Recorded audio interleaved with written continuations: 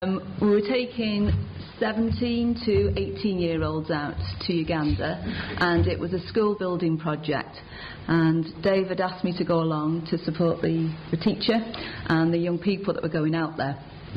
So I think I wasn't quite sure what I was going out there to do, to be honest with you, but I soon found out when I got out there. So Dave said earlier that people going on trips need to expect to be Expect stretched. the unexpected, absolutely. Yeah. So what was the unexpected for you? I think not really knowing from one day to the next what we were actually doing, and that's not a bad thing, Dave, because actually for me that was a good thing that happened, because that's not what my wife says.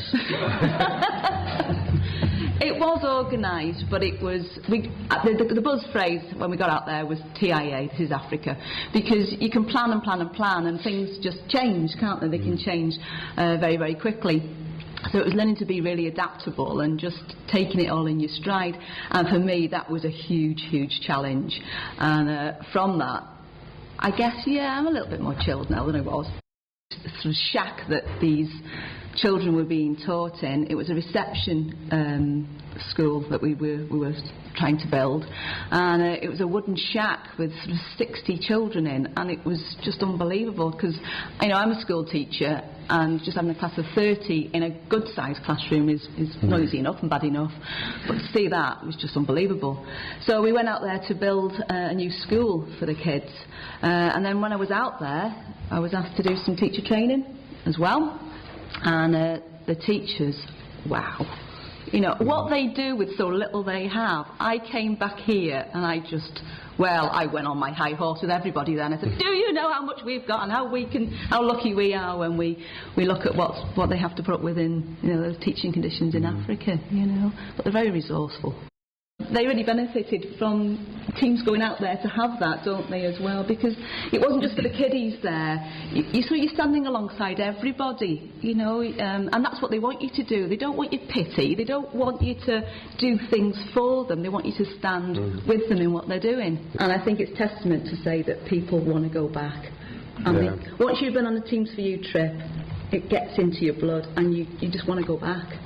My sister's gone on a few trips, and she's been to Romania and a few different things, and she asked me to go, and I said, oh well, I'm not a teacher, I was a carpet fitter at the time. I said, what possible good could I do, and I just thought I didn't have the confidence or anything like that, or I didn't think I had the ability. I didn't want to go and just say I've done charity in Africa, you know what I mean? I wanted to be a useful part of the team and what have you.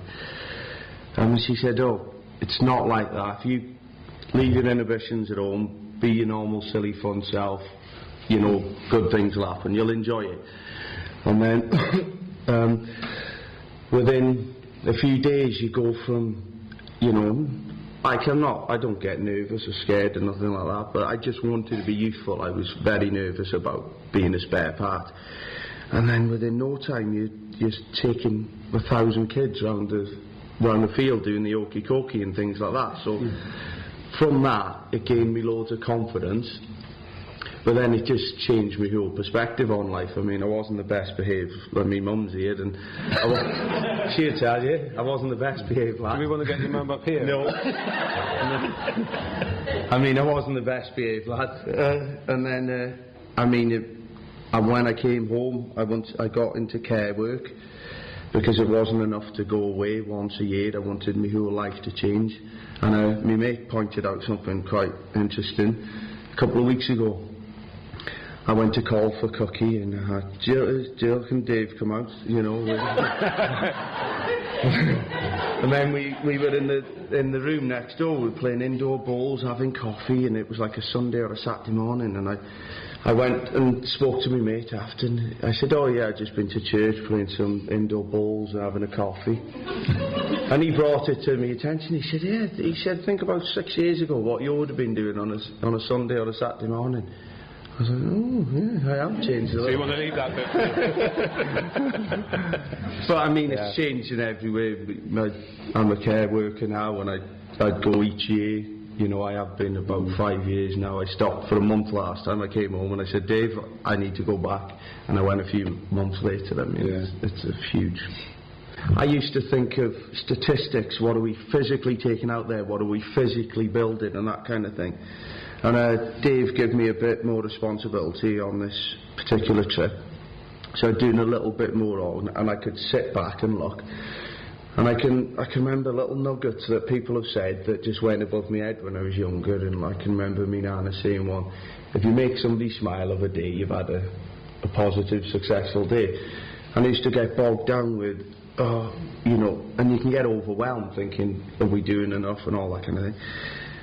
And this trip, I made a point of like having little moments where I'd sit back, and the amount of the little things of, I sat back and I was watching a team that I'd just got underway, a bit of a song and a dance, and then I stood back and I was watching individual faces, and there was kids, and you know, like a genuine smile, and there was kids who were just creased and laughing, and I thought, put aside the statistics, the age aware, they're aware how far you've come.